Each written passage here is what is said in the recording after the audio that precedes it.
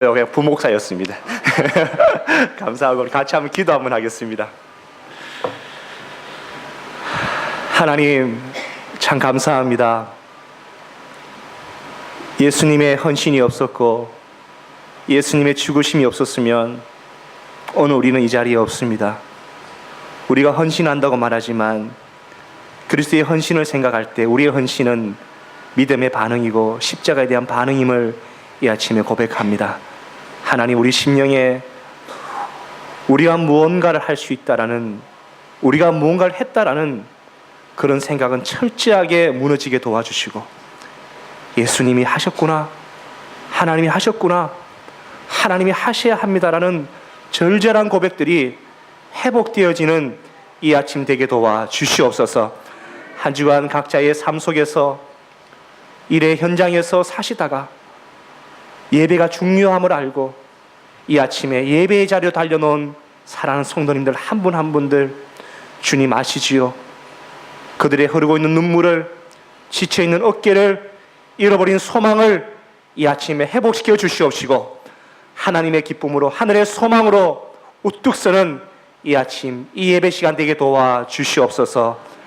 사람이 생각했던 생각을 나누는 시간이 아니라 성령께서 한 목회자를 통해서 오늘 교회가 들어야 하고 우리가 들어야 될 말씀을 목회자도 듣게 하시고 장로님도 듣게 하시고 성도가 들어서 은혜의 장이 되게 하시고 성령의 역사가 일어나게 도와주시고 말씀의 역사가 있는 이 예배 시간 되게 도와주시옵소서. 예수님의 이름으로 기도합니다. 아멘. 우리 한번 좌우로 인사 한번 하겠습니다. 얼굴을 환하게 펴시면서 이렇게 인사합니다. 이렇게 인사합시다.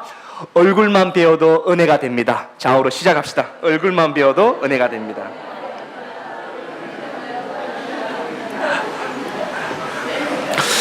두 분이 째려보면서 인사하셨어요. 그래서 다시 합니다. 이렇게 인사합니다. 제 옆에 앉아주셔서 감사합니다.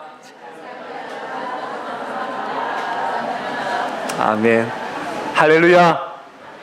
할렐루야.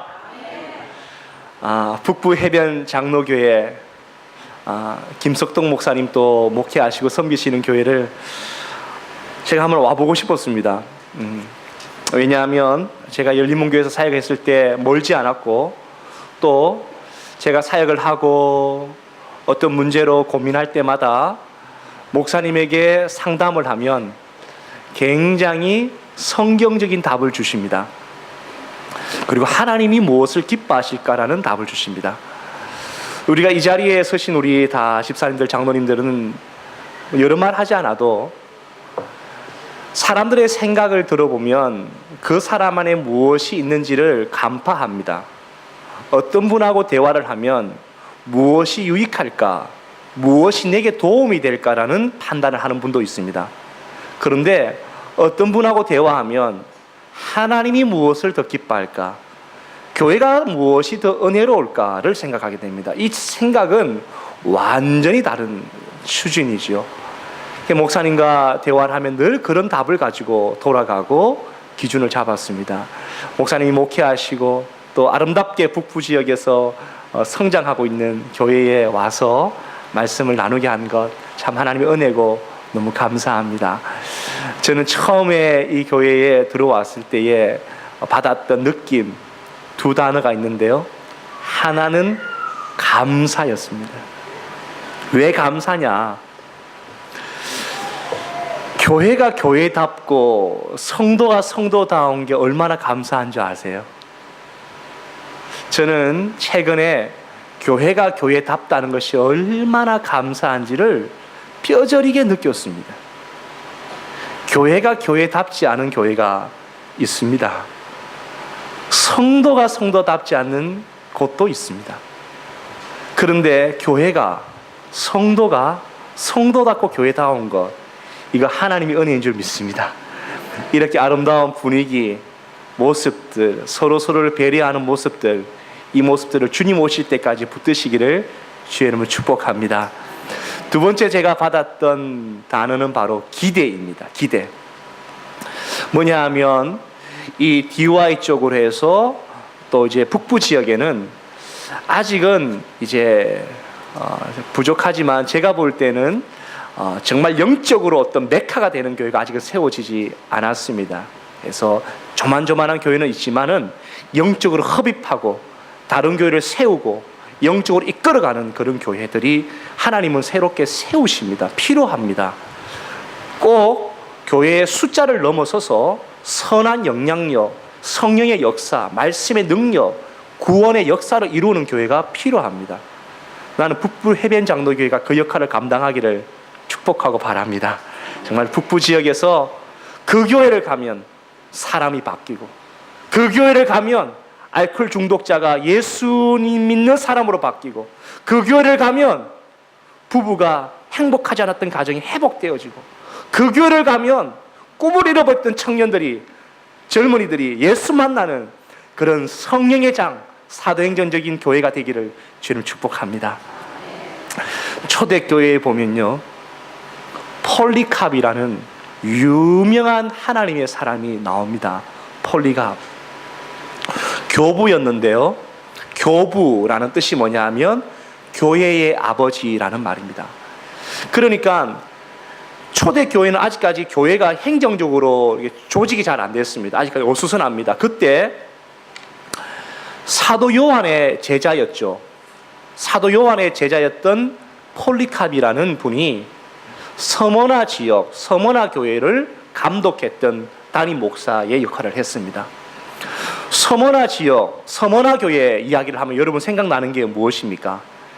요한계시록에 보면 하나님께서 꾸중은 하지 않으시고 진짜 많은 교회가 두 군데가 드러납니다. 하나가 빌라델비아 교회고 하나가 어디죠? 서머나게 답을 제가 알려줬잖아요. 이거는 딱 센스를 찾으시면 되는 거예요. 하나는 빌라델비아 교회고 하나는 서머나 교회예요. 이 두 교회는 하나님께서 꾸중을 하지 않았어요. 칭찬을 해줬어요. 그런데 이 서머나 지역이 만만한 지역이었느냐? 절대 그렇지 않아요. 서머나 지역이 어떤 지역이었냐 하면 바로 로마 황제 신전을 가장 먼저 세웠던 곳이에요. 그러니까 가장 악하고 로마 정권에 빌붙어서 살아갔던 그 교회, 그 지역에 교회가 세워졌어요. 목회하기가 쉽겠어요? 어렵겠어요? 만만치 않지요. 로마 황제를 숭배하면 쉬운데 예수를 숭배하고 예수를 경배하는 그런 목회를 해야 되니까 만만치 않은 거예요. 아니나 다를까 폴리캅을 체포하러 오게 됩니다. 폴리캅을 불렀어요. 이제는 그곳은 죽음의 현장이었습니다.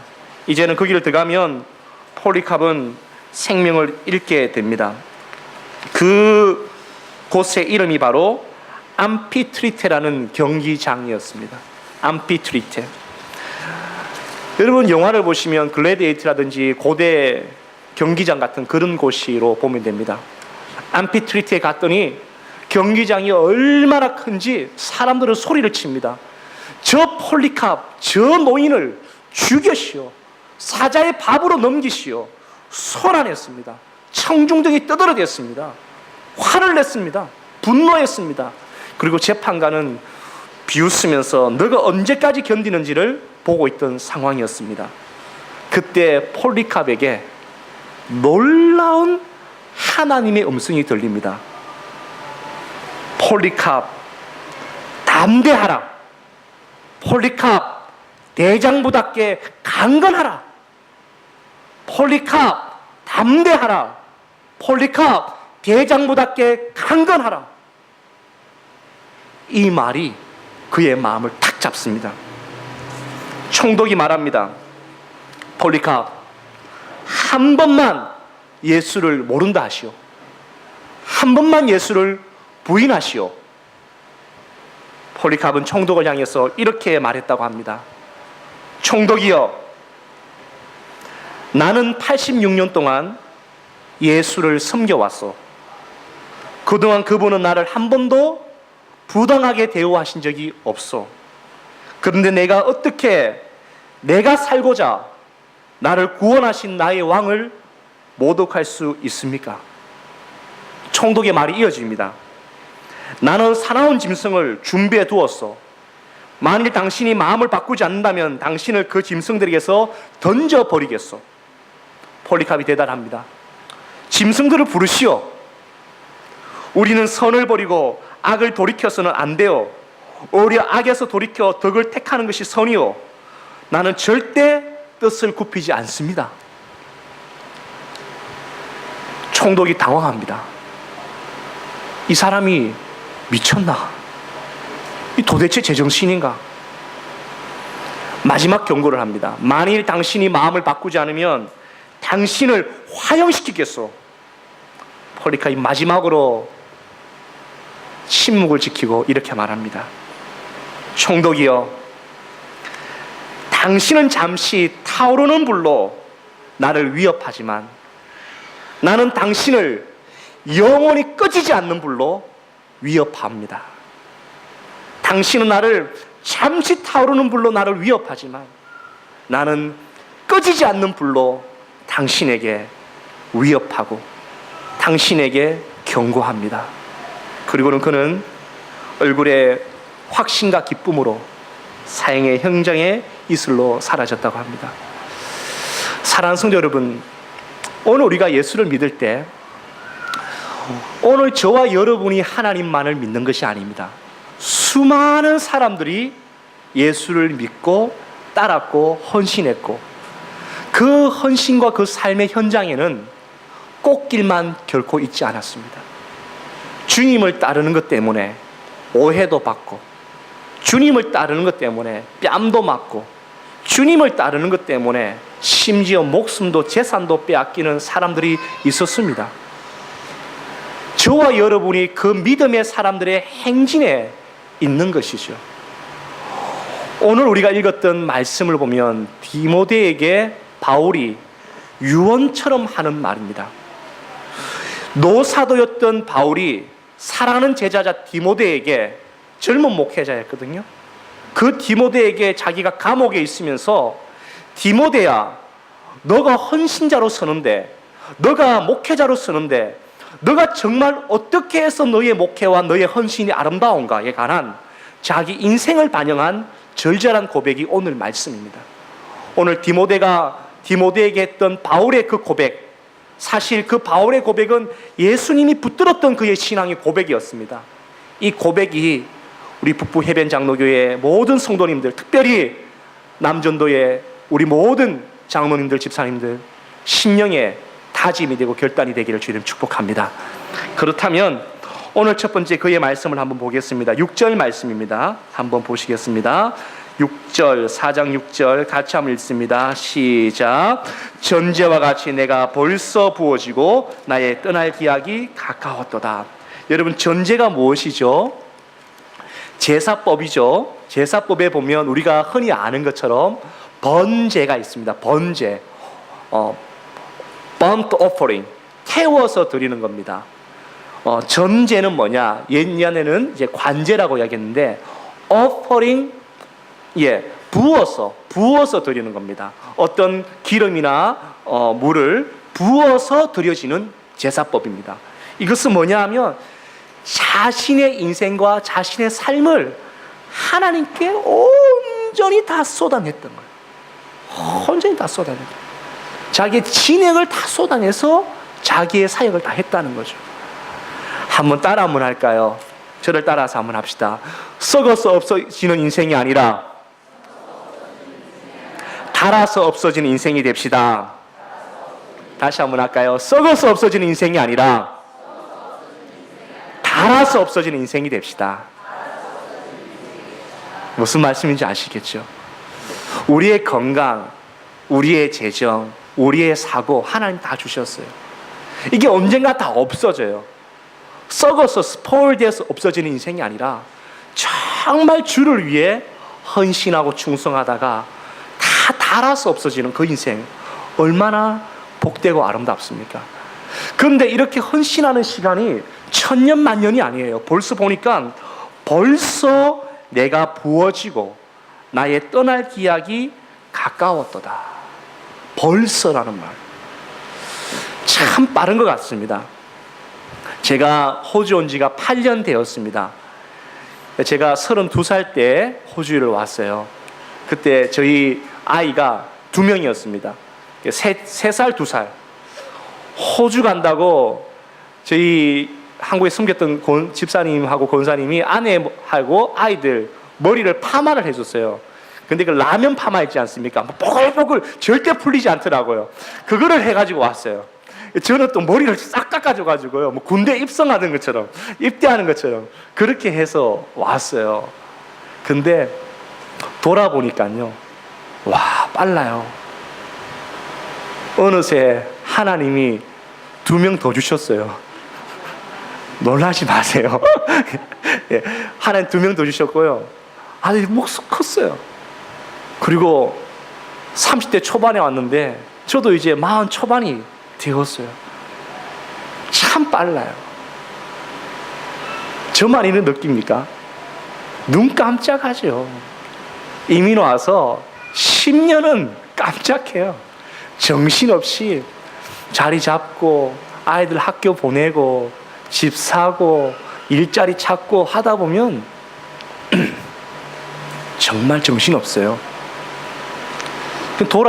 뒤를 돌아보면 나는 주를 위해서 무엇을 했는가 하면 한 게 없는 거죠. 나는 예수를 위해 무엇을 했는가 하면 한 게 없어요. 내년에 하지. 좀 자리 잡히면 하지. 안정되면 하지. 여러분, 내일을 기약할 수 있습니까? 지난주 목요일 날에 저와 같은 나이의 목사님이에요. 선교사님이신데 하나님의 부르심을 받고 천국에 갔다라는 메일이 왔어요. 깜짝 놀랐어요. 60, 70, 80 넘어서 이제 하나님이 부르시는 걸로 저희는 알고 있는데 40대 초반의 목사가 하나님이 부르시면 하나님 기다려주세요 이런 말 못해요. 딱 놓고 가는 거예요. 그게 우리의 인생이에요. 헌신 내년에 한다고요? 안정되면 한다고요? 아니에요. 주님이 이제 그만하면 다 내려놓고 가야 될 그런 연약한 우리들이에요. 헌신할 기회가 있고 영혼을 섬길 기회가 있고 교회를 섬길 기회가 있으면 그 기회를 놓치지 마세요. 그게 복이에요. 내일은 우리의 시간이 아닙니다. 저와 여러분은 오늘을 사는 사람. 바울이 그걸 깨달은 거예요. 바울이 젊을 때 힘이 있을 때 예수쟁이들을 쫓아다녔던 그런 펄펄한 바울이 아니었어요. 이제는 힘이 다 빠졌어요. 디모데야, 너도 금방이야. 너도 눈 깜짝할 새야. 내 인생이 이렇게 벌써 끝날이 왔단다. 그러면서 그가 고백하기를 내가 이런 헌신자로 삶에 있어서 어떤 모습으로 걸어왔는지 아니. 그가 이렇게 3가지를 이야기합니다. 7절 말씀을 한번 보십시오. 나는 어떤 싸움을 싸웠다고요? 선한 싸움을 싸우고. 첫 번째예요. 여러분 잘 기억하십시오. 바울의 인생의 헌신의 특징 3가지인데요. 바울의 인생은 첫 번째 선한 싸움을 싸웠어요. 선한 싸움. 여러분 선한 싸움이 뭡니까? 이게 중요합니다. 선한 싸움은 착한 일을 하는 것이 아니에요. 잘 들으셔야 됩니다. 선한 싸움은 단순히 굳이 하는 게 아니에요. 선한 싸움은 단순히 사람에게 도움이 되는 일을 하는 게 아니에요. 기독교뿐만 아니라 타종교에도 얼마나 선한 일을 많이 하는지 모릅니다.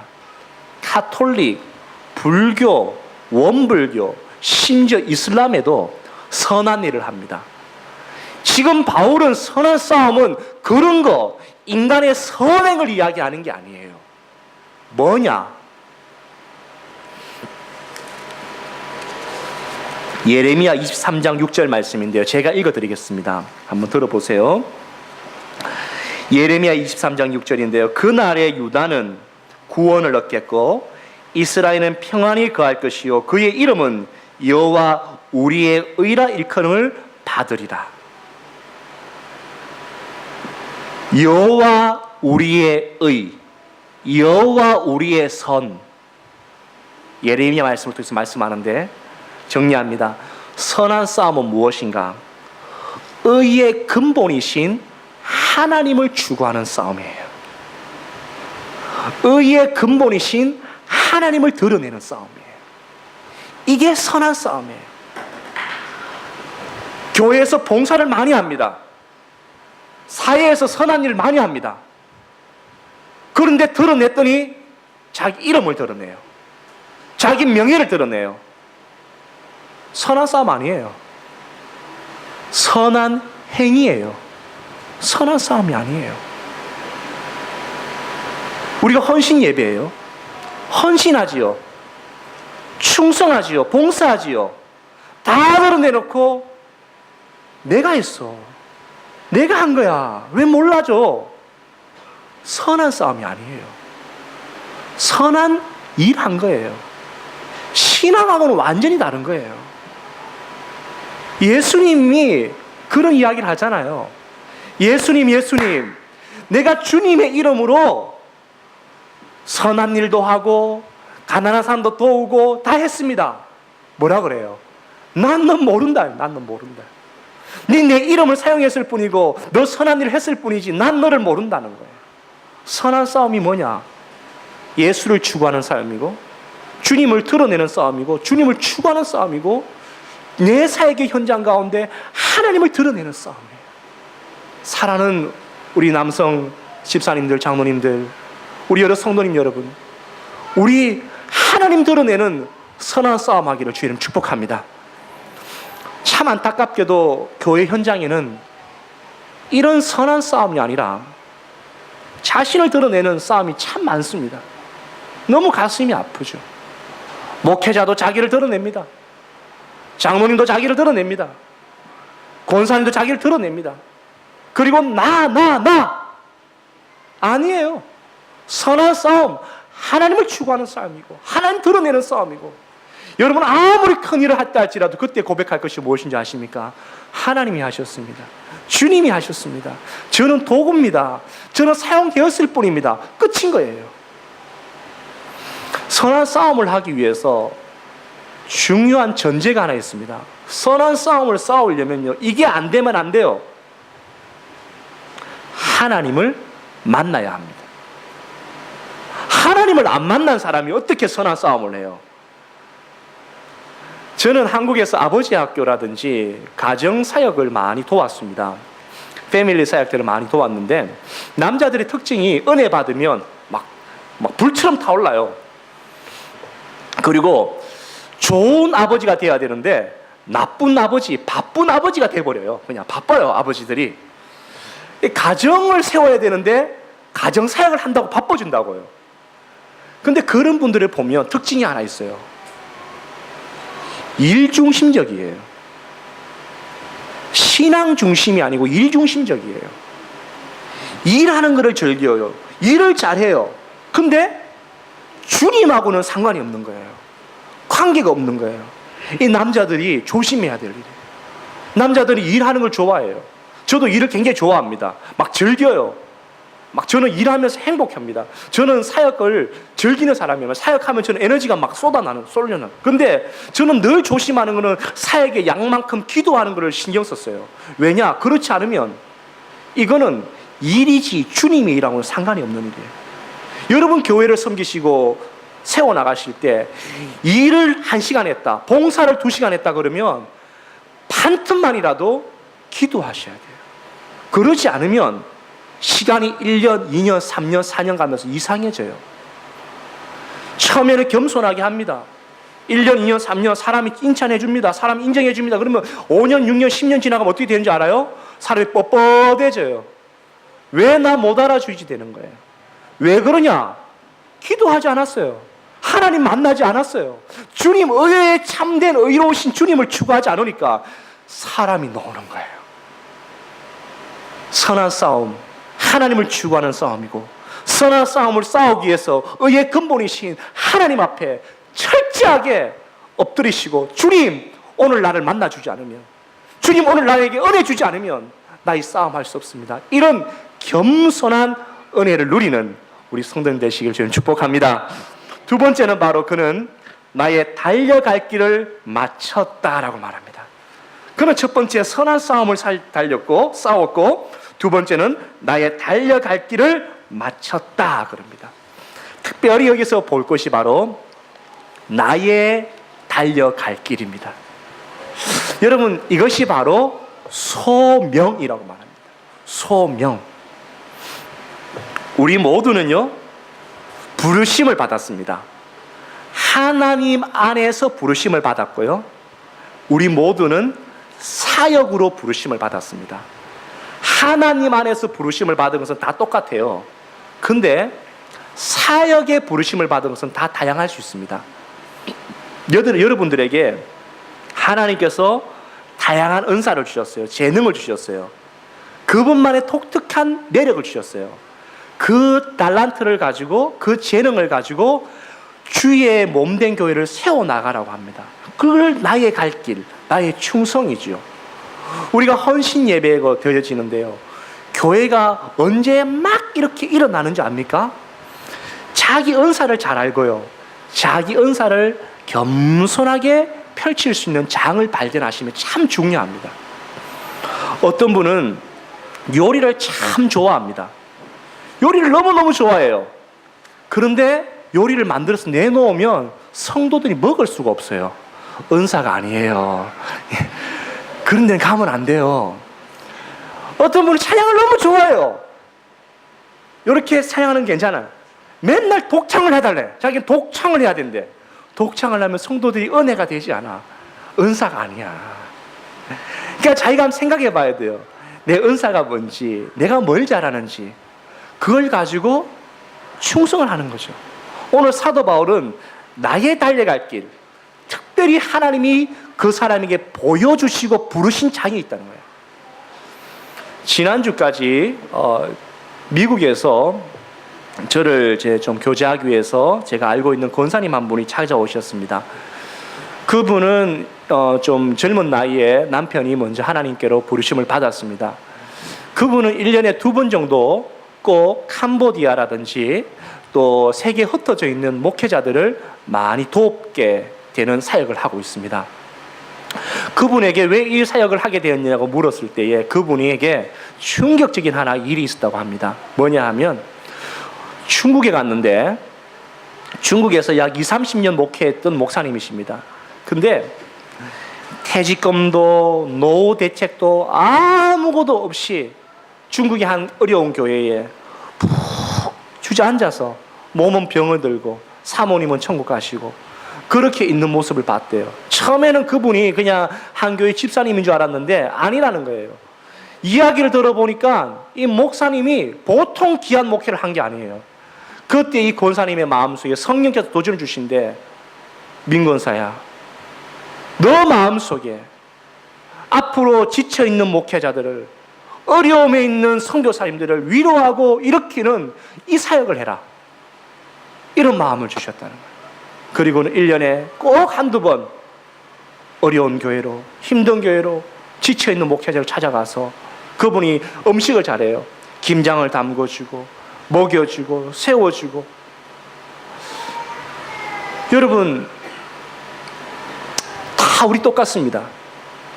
어떤 분에게는 자꾸 길을 지나가는데 저 스시가게 부부가 자꾸 보여요.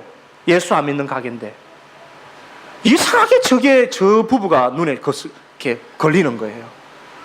기도해 주게 되고 가서 하나 팔아주게 되고 교회 오라 그러고 자꾸 마음이 걸리는 거예요. 주일학교를 지나가는데 자꾸 저 젊은 아이들이 보이는 거예요.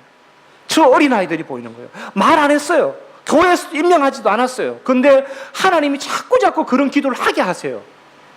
부인하면 안 돼요. 주님이 주시는 감동인 거죠. 어떤 분은 기도만 하면 북한을 향해서 자꾸 눈물이 난대요. 내 동포인데 목사님들이 설교 안 했는데도 불구하고 북한에 대해 자꾸 마음이 웅쿵웅쿵한대요. 하나님 부르시는 거예요. 지금 사도 바울은 그걸 알았어요. 나의 달려갈 길, 사실 나의 달려갈 길은 하나님이 부르신 부름의 사명이었어요. 여러분을 향해서 하나님 부르십니다. 가슴을 두드려요. 가슴을 쳐요. 어떤 사람은 목회자를 향해서, 어떤 사람은 교회를 향해서, 어떤 사람은 선교를 향해서, 어떤 사람은 구제를 향해서, 어떤 사람은 식당 봉사를 향해서, 어떤 사람은 다 하고 난 다음에 이 교회를 청소하는 정리를 향해서 쳐요. 그때 여러분, 아유 내 마음이 왜 이럴까? 난 몰라. 이러지 말고 하나님 나를 부르시는구나. 거기에 충성해 보세요. 순종해 보세요. 하나님이 그 일을 통해서요, 말할 수 없는 기쁨과 신앙의 맛을 주실 줄 믿습니다. 예배 드리는 건 너무너무 귀한 거예요. 근데 예배 드리는 신앙이 1단계라면 2단계는 뭔지 아세요? 순종하는 단계예요. 예배 드리는 거 감사해요. 근데 이 맛도 너무너무 좋아요. 예배의 감격 너무너무 좋아요. 근데 더 놀라운 감격은 하나님이 나에게 마음을 주시는 그 일에 순종을 하는데, 하나님이 그 일을 통해서 일을 만드시고 회복하시고 사람을 구원해 나가시는 걸 볼 때 맛을 보지 못한 사람은 말할 수 없는 거예요. 놀라운 거예요. 신비로운 거예요. 그러면 그때부터 그 사람의 눈빛이 달라져요. 봐라, 하나님이 어떻게 일하는지 봐라. 하나님 역사하면 어떻게 되는지 봐라. 남들은요 이렇게 말해요. 저 사람 안 바뀌어, 저 가정 안 바뀌어, 저 교회 부흥 안 돼. 아니야. 하나님이 역사하면 어떻게 되는지 두고 봐라. 성령의 역사가 그렇게 일어나는 거예요. 나의 달려갈 길, 소명을 발견하시고 순종하는 우리 믿음의 성도들 다 되기를 소망합니다. 세 번째는 그는 어떻게 헌신했느냐? 믿음을 지켰다고 말합니다. 믿음을 지켰다.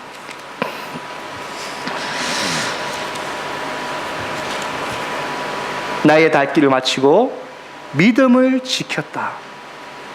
참 귀하죠. 헌신자로 우리가 살아가는데 우리의 믿음을 지키는 것이 너무너무 귀해요. 믿음을 지켜야 돼요. 처음에 헌신할 때요, 처음에 목사 될 때요, 나쁜 마음 가진 목사 없어요.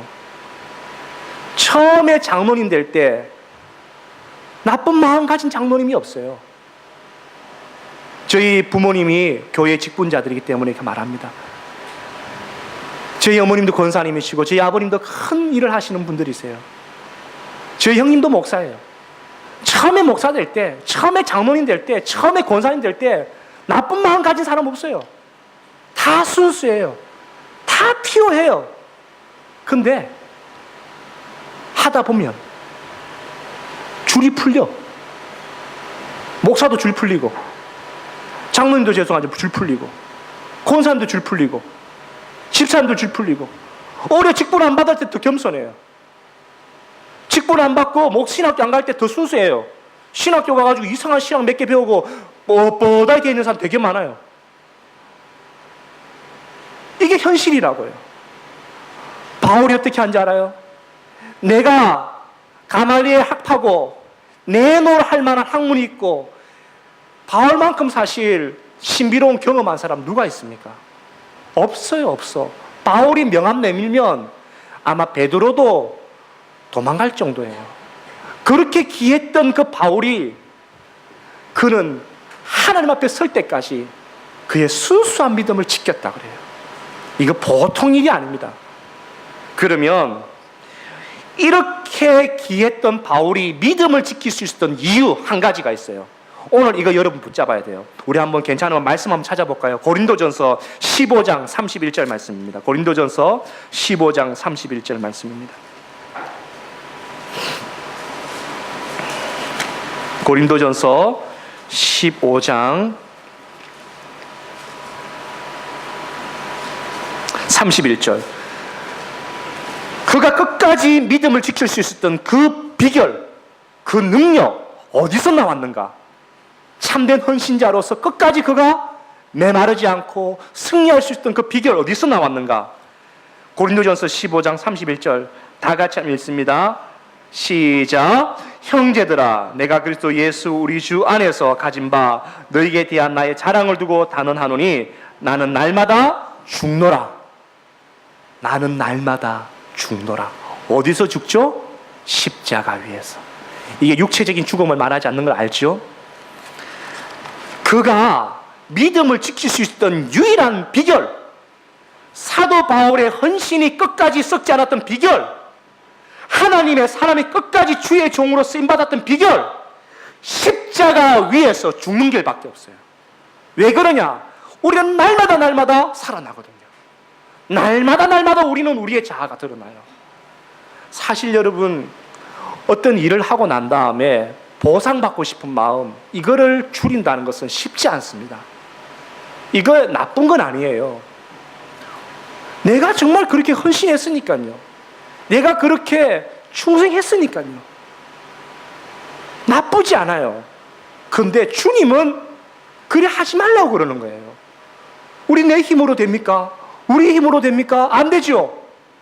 누구 힘 필요하십니까? 주님의 힘이 필요한 거예요. 십자가 능력밖에 없어요. 나는 날마다 죽는 것밖에 없는 거예요. 이혜인 시인이라는 분이 이렇게 글을 씁니다. 김장을 담그면서 이 배추는 너무 살아있어. 소금을 더 쳐. 어유 자네 뭐하나? 소금을 더 많이 쳐. 푹 죽여. 죽여야지 알맞게 절여지는다. 주님이 우리를 사용하실 때 방법이 있습니다.